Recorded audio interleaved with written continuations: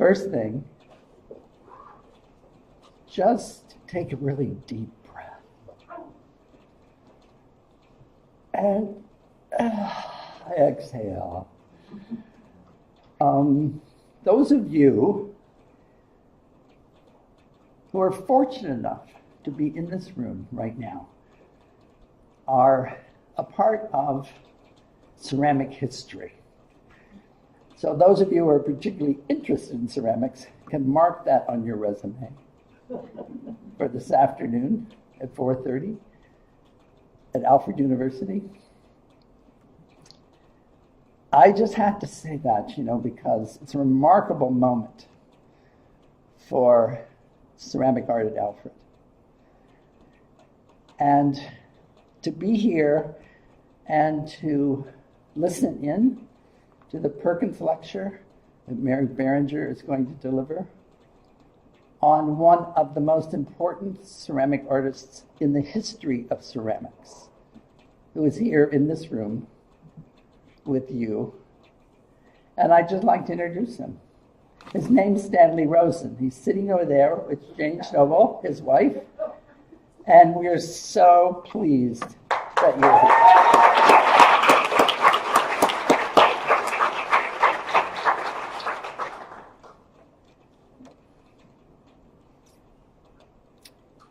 The Perkins lecture comes to us by way of an endowment gift from Lyle Perkins in honor of his wife, Dorothy Wilson Perkins, a Wellsville, New York resident who, along with Lyle, graduated from the ceramic art program at Alfred University in 1939. I'm going to linger on the dates, 1939, so we can adjust to where that is in the 20th century.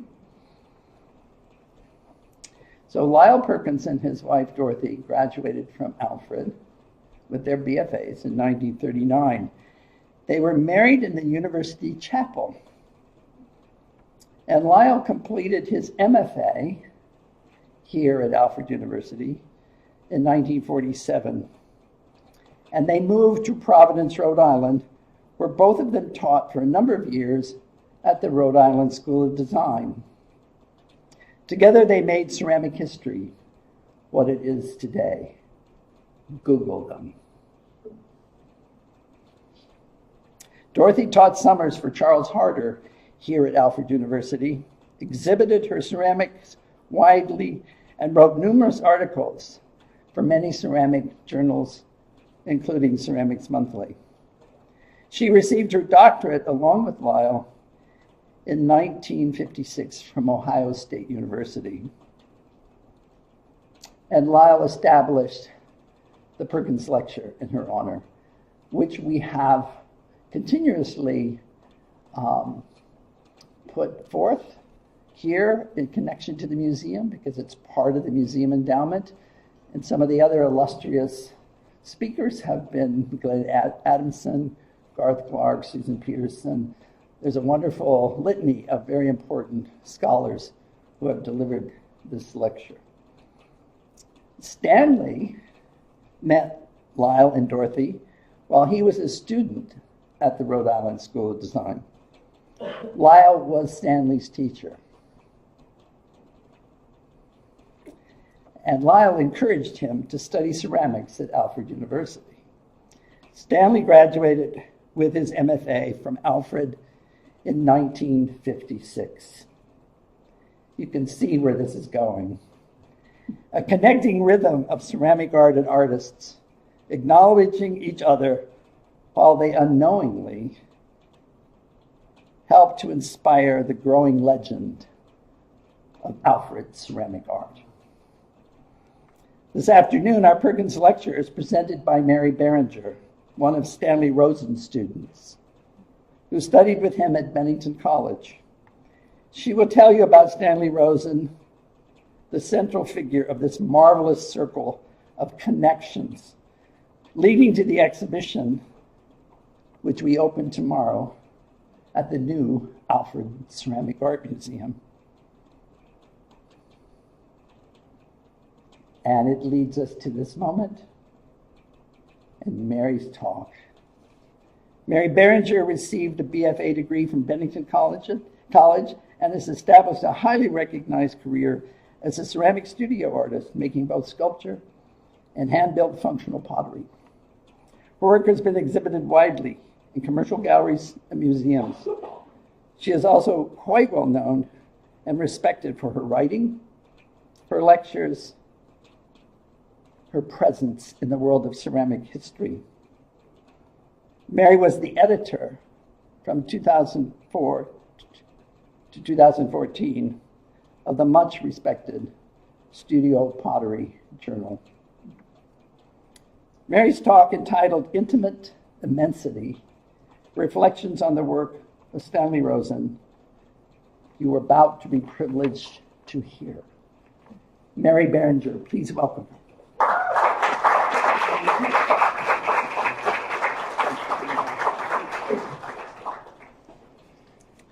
Okay.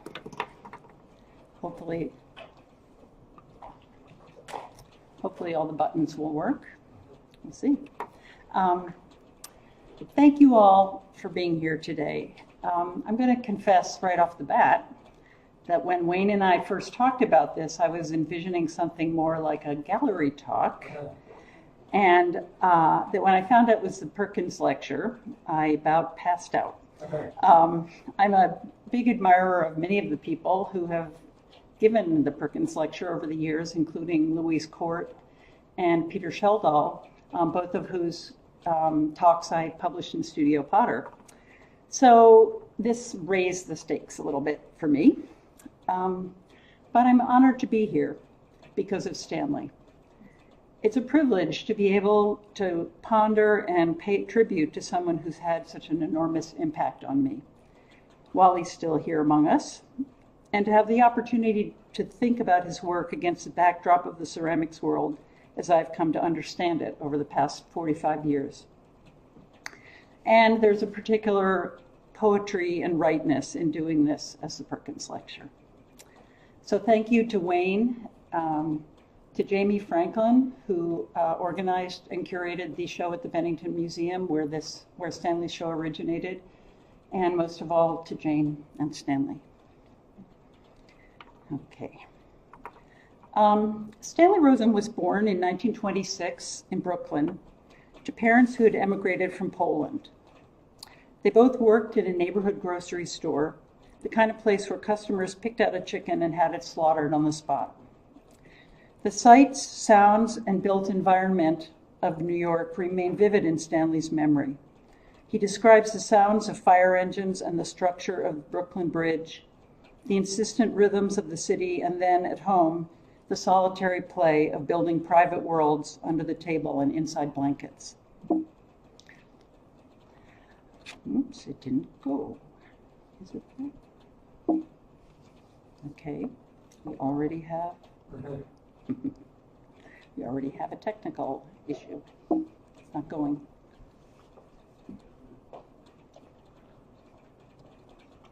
It says it wants me to do that.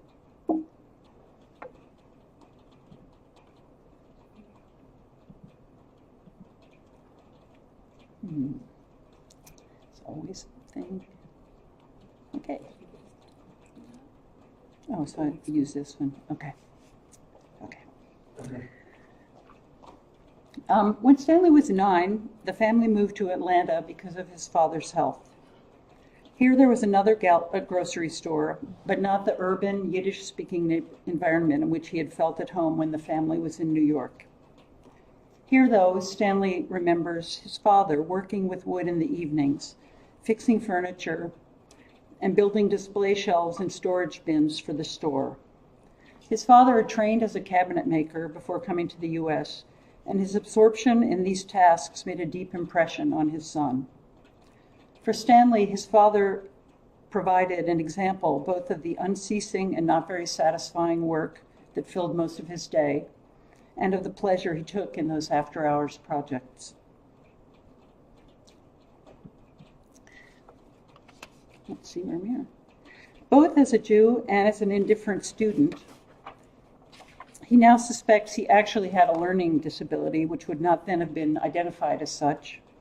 Stanley felt himself to be somewhat of an outsider in Atlanta, but he finished high school and soon after his 18th birthday, enlisted in the Navy for the tail end of World War II. He was in California when the atomic bomb was dropped in August of 1945, and soon left for Asia on a transport ship, tasked with overseeing the occupation of Japan. Like many American servicemen who served in the Pacific, the landscape and culture of Japan made a strong impression on him. He describes it as overwhelmingly beautiful, a beauty you didn't know what to do with. Though in 1945, that beauty was inextricably mixed with the dislocation, violence, and shame that accompanied Japan's defeat and the aftermath of the war.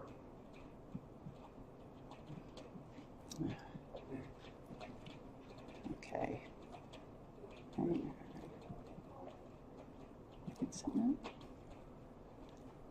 Now I really am going to start moving. Okay, thank you. Okay, I'll just keep it on there. Stanley spent 6 months in Asia, then returned to Atlanta and worked for a while at his parents' store. Like many a returning veteran, his next step was unclear, though the GI Bill enabled him to consider the prospect of college more seriously and more broadly than he might have otherwise. He enrolled at the University of Georgia with the idea of pursuing agricultural engineering, and also took art classes there, participating in a small but lively arts community. He then briefly considered moving to the new state of Israel to work on a collective farm. Things came into focus, though, when he met Beverly Schwartz, who was a student at Pembroke College, then the sister school to Brown University, and who became his first wife. Abandoning the idea of going to Israel, he moved instead to Providence and enrolled at the Rhode Island School of Design, a decision that was to change his life. Up to then, it seems his education, in the broad sense of the word, had been bifurcated. On the one hand, as a child and young man, he had been exposed through teachers to the world of literature, a world missing from his home, and to the humanist vision of classical and Jewish writers such as Sholem Aleichem. On the other hand, not feeling himself suited to formal education in the liberal arts, and being drawn to practical, hands-on learning, he had made several attempts to find a field that might offer both a means of making a living and a direct way to understand and engage the world. RISD, which at that time put more emphasis than it does now on the design part of its name, enabled these two strands to come together. Although as a design school it did not focus on the liberal arts, many of its faculty members were worldly and well-educated men who brought a broad frame of cultural reference to their teaching. Stanley intended to study sculpture at RISD, and his teacher there was Gilbert Franklin, whose work this is, a sculptor whose work integrated the classical traditions of Greece and Rome with a modernist sensibility. Franklin had spent a year at the American Academy and had been awarded the Prix de Rome. He was well-versed in the crafts of working in clay, stone, and bronze, but also, and perhaps more importantly, was a serious professional artist. He imparted to his student a sense of what he could be as an artist. Those are Stanley's words. And Stanley has said elsewhere of his important teachers that it's not what they taught, it's what it meant to them, their enthusiasm. Franklin, a sophisticate and humanist, was also for Stanley a father figure, mentor, and embodiment of the artist's world. Perhaps so in the end it was too hard to picture himself in this world, at least in Franklin's version of it. The distance between it and where he had begun was too great. He lacked, he said, the talent to be a figurative sculptor. And by this time, as a soon-to-be married man, he also had practical matters to consider. Stanley describes what happened next as though it was a casual stroll, and perhaps it was. Across the hall from the sculpture studio was ceramics.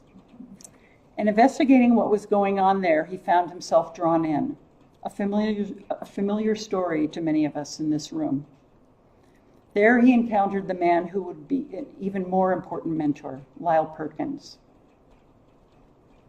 Perkins had been at Alfred as an undergraduate and held a PhD in ceramics from Ohio State.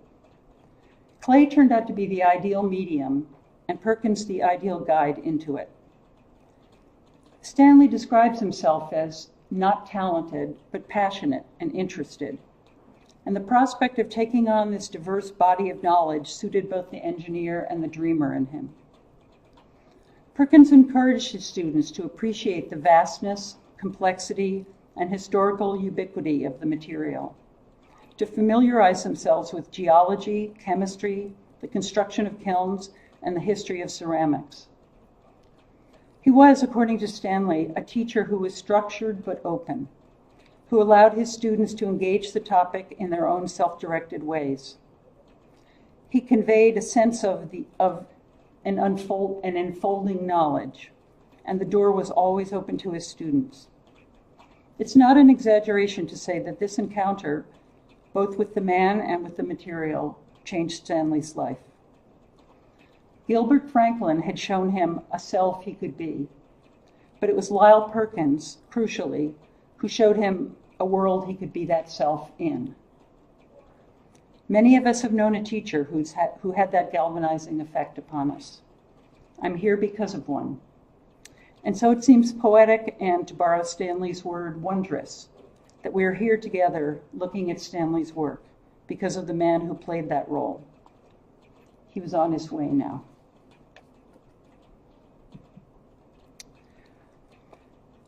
Stanley graduated from RISD in 1954, knowing that he wanted to be a teacher as well as to pursue his studio practice. In those days, the advice of one's professor carried an outsized weight in a student's choice of a graduate program. Maybe it's still true. I don't know. And Perkins, a graduate of both Alfred and OSU, urged Stanley to pursue his MFA at Alfred. He entered the program in the fall of 1954. Val Cushing was one of his classmates, and Daniel Rhodes and Charles Harder among his teachers. But the impact of his time here was far less dramatic than his experience at RISD.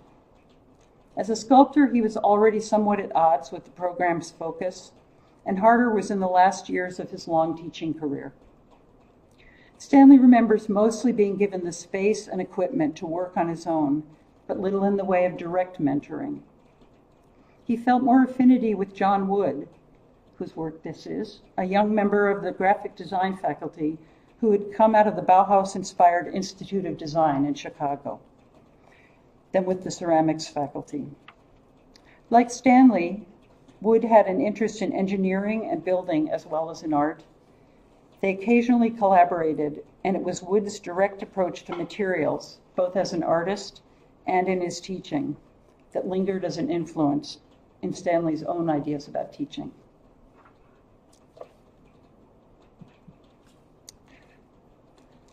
When Stanley finished at Alfred, Lyle Perkins once again played a role in his future, recommending him for a job at Greenwich House Pottery. In 1956, he moved to New York with his young family to teach and manage the studio there. With its historical connection to the downtown settlement movement, to this day, the pottery is part of a larger social services organization, and its proximity to the art scene, Greenwich House was a fruitful home base for a young artist.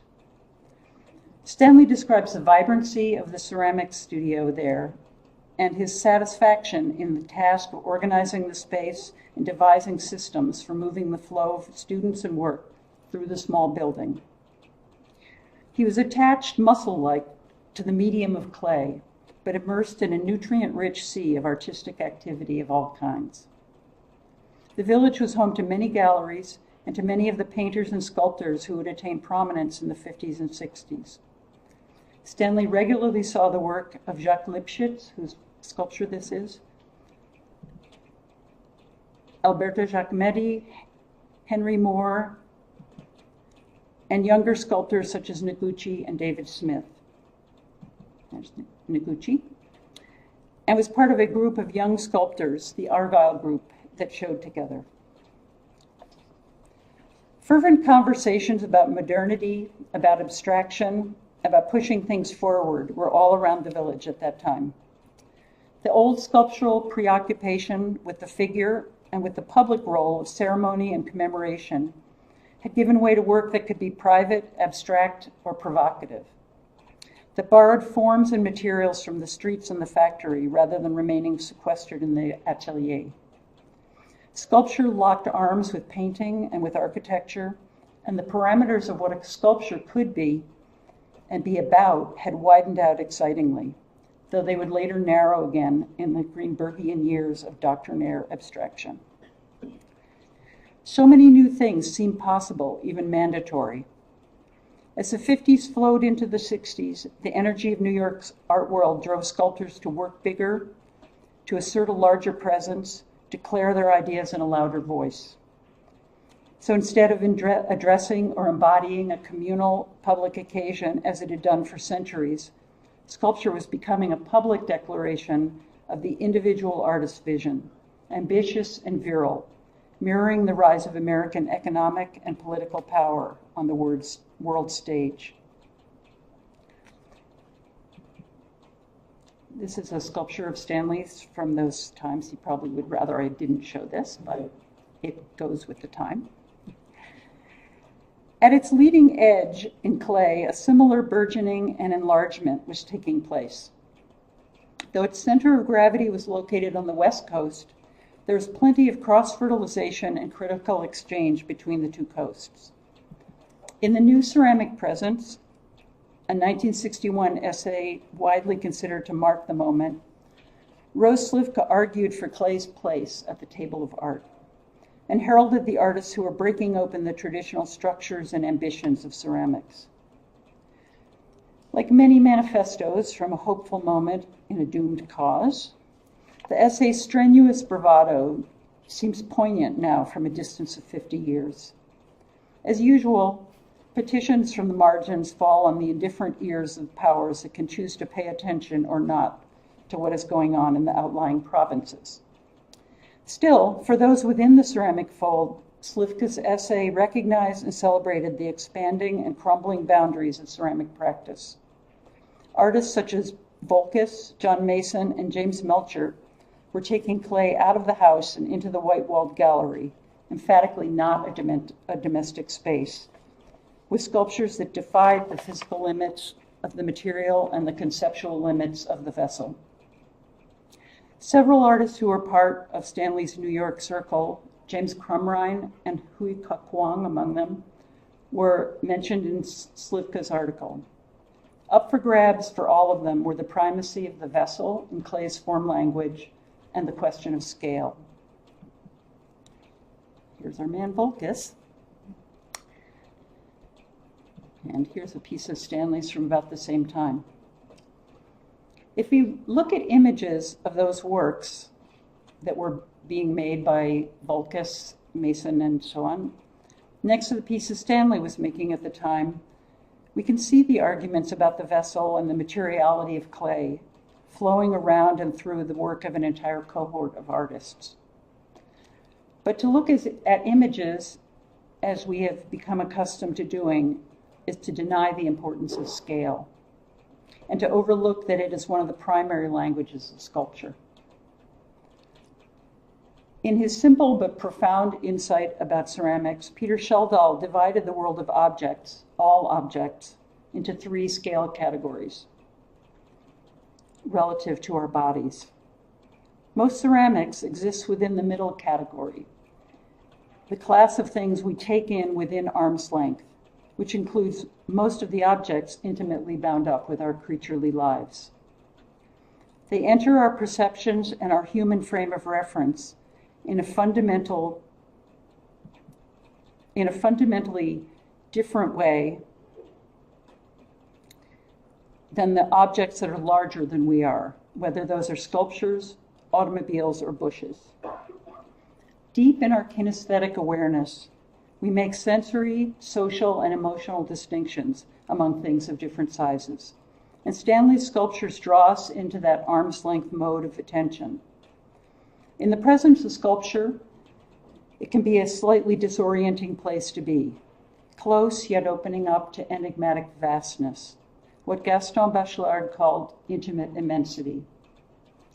Bachelard's idea is that certain conditions and experience operate, in essence, at two scales simultaneously, the physical one and the symbolic or psychological one, and that they foster a kind of dreaming state that transcends the limitations of bodily reality. This is not just a matter of the viewer's experience, though it is important that we continue to assert the significance of physical perception in the face of the disembodying effects of photographic representation. It is also, for the artist, a matter of sensibility and of working at a scale that can function as a feedback loop, allowing for the most fruitful interplay of time, material, intent, and mystery. Stanley has spoken of the small pieces of clay with which he works as receptacles of energy, like bricks or stones, but with the important difference that each one is formed by him and fitted to the evolving structure. It's important, I think, that Stanley's sculptures are built, small piece by small piece, rather than constructed or assembled, as so many of Volkes' sculptures are. The size of the gesture, in relation to the artist's body and to the finished piece, is an essential tool. Possibly every artist has a right scale, the scale at which the energy of his or her questing is transmitted into the material without slackening, hardening, or becoming formulaic. This right scale might be a kind of pulse, unique to the individual's encounter with a particular material, a sympathetic vibration that draws forth something from within the artist and returns it from the object as it evolves. The scale of the investigation, if it is the right one for the artist, leads to work that demands in turn a certain scale of attention on the part of the viewer.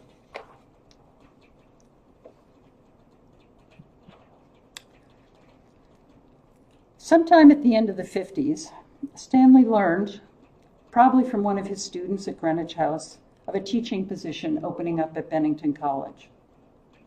Founded in 1932 under the principles of progressive education, direct, curiosity-driven, and cross-disciplinary inquiry, Bennington was a small place. At the time, it had 500 students and about 60 faculty members, but with an outsized ambition and sense of itself. Its size meant that there were fewer divisions than in larger or more traditional academic institutions.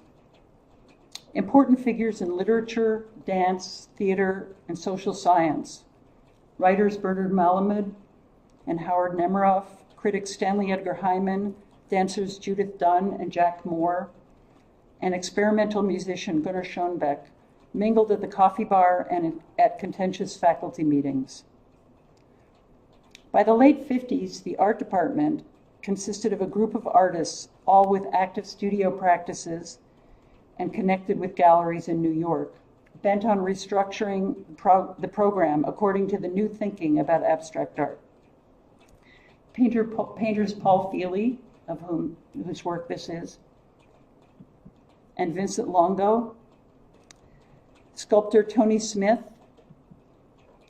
critic Eugene Goossens made up the faculty.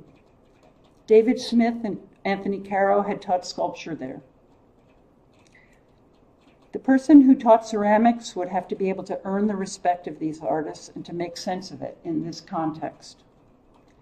Stanley brought a single piece for his interview, which is in the show, and in retrospect he says that it was this piece that signaled to them that he was the guy, that he could speak their language. Yet it's strange in a way that the department was looking for a ceramics teacher at all. Certainly there was little interest in craft media in general, and the expectation that artists would push along a fairly well-defined path of avant-garde progress was widely held at Bennington and in the New York art world with which it was aligned. Stanley both was and was not a part of this world. If making sculpture had made him an outlier at Alfred, His chosen medium was bound to marginalize him at Bennington. There was no obvious way in which his work and that of his colleagues would form a coherent narrative of avant-garde art. Yet Bennington proved to be a compatible place for him. Its scale and its progressive educational ideas suited his temperament and his vision of teaching. The ceramic studio, a converted chicken coop that was called with perfect deadpan accuracy, the brooder, offered him a domain, a space he could fashion, nurture, and operate in. A Navy man, he must have appreciated both the self-sufficiency of the vessel under his command and the larger ocean in which it floated. The other disciplines, painting, sculpture, printmaking, literature, anchored nearby. Beyond the studio, the art world's arguments raged on, but here, as at Greenwich House, he could control his immediate environment and create what he wanted for his students. He appreciated their drive, sophistication, and energy, and they in turn responded to the atmosphere of open-ended inquiry that he fostered. As a teacher, he was tuned in to an extraordinary degree to what was going on in the studio, yet guiding with the lightest of touches.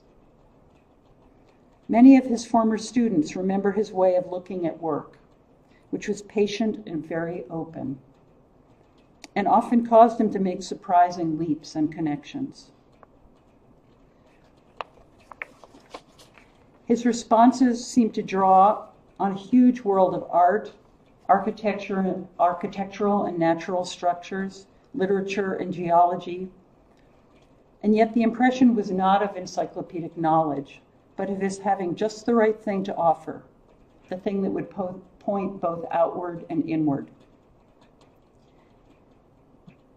And all this time, he was also working on his own sculpture.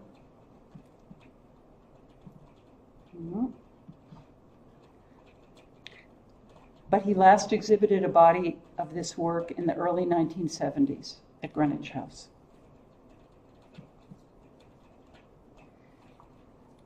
The images that I'm going to show now are just, I'm just going to sort of run through some images from the 70s, 80s as I talk, so they're not illustrative. And really, you need to see the show. You need to see the work in person.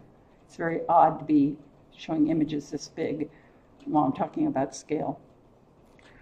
But I have to tell you a story from my own experience with Stanley as a teacher. One day, Stanley brought into the studio a large picture from Italy. Its walls rose energetically from the foot and swelled to a high shoulder, then tightened to a straight neck whose straightness emphasized the generosity of the vessel's body. Up from the space where the shoulder met the neck rose a tall, beak-like spout, craning upwards, impatient to pour. Opposite the spout, a flat handle sprang out and down from the rim and landed smartly just below the belly, like an assistant, ready to assist the acrobat in its leap. I don't remember what he said about that picture, but I have a clear memory of being drawn into a circle around it in the dim light of the studio. Until then, I had mostly felt the teacher-student relationship as a polarity, all of us young and unskilled, looking to him for answers, for knowledge, for a key to who we might become. We were intimidated by him, not because he was intimidating, but because we were so unformed. And because he was enigmatic, allowing long silences to spool out before he would utter a few words, which we would seize upon and ponder once we'd scurried back to our work areas. We all had a crush on him. It was women's college then. And we noticed everything about him. What he wore, when he took up smoking a pipe, the way he held his hands, the air vibrating between his thumb and his middle finger as he made a point. We were a regular little cult down there in the studio. The windows were small and the air dusty, and he was a big presence in that small space. But the day he brought in that picture, something shifted. A third entity joined the conversation, and Stanley redirected our gaze from him to the thing he was looking at, to a simple picture made for daily use and splendid in his energetic fitness for a long-honed purpose. Subtly, he made us understand that he was in awe of this object, of the skill and human life it embodied, and the sheer joy of its form. He invited us to join him in the deep, wide ocean of ceramic endeavor that it represented, and to find our own place there. Like Lyle Perkins, but in his own very different way, he gave us a world in which we could seek ourselves and live our lives.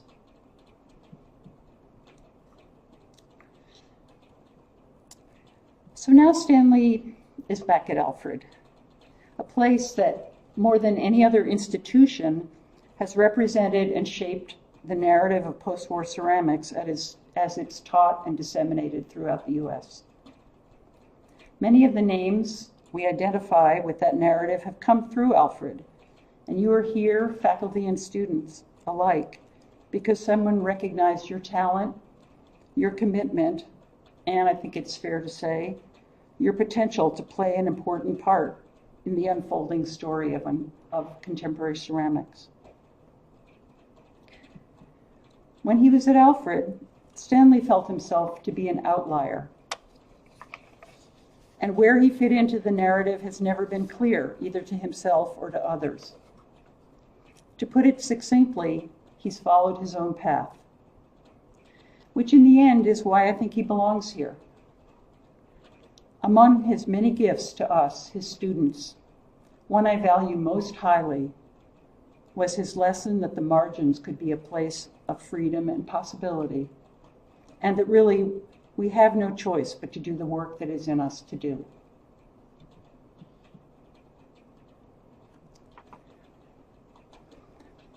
The artist is at work, not in his studio, but at his kitchen table, with the door open behind him, the soup on the stove, and unseen, the dogs at his feet. He's an old man in the 10th decade of his life, bent and frail now, but he's still working, not keeping busy, not keeping his hand in, but picking his way resolutely along the vein he has been mining for 60 years. The gentleness of the setting and the great age of the maker belie the ferocity and urgency of the task in which he is engaged. To see him at work in this context illuminates a fundamental aspect of the world of ceramics as distinct from the world of sculpture, its humanness and its embeddedness in ordinary life. But we should not make the mistake of feeling sentimental about what's going on here. The poet Adrienne Rich, speaking of Emily Dickinson, called her Vesuvius at home. And the description seems to me apt for Stanley Rosen. His great teaching days are long behind him now, and he is free to build his powerful and mysterious structures, to take morsels of clay between his fingers and imbue them with energy and meaning. Thank you, Stanley, for holding the line and for finally sharing your work with us.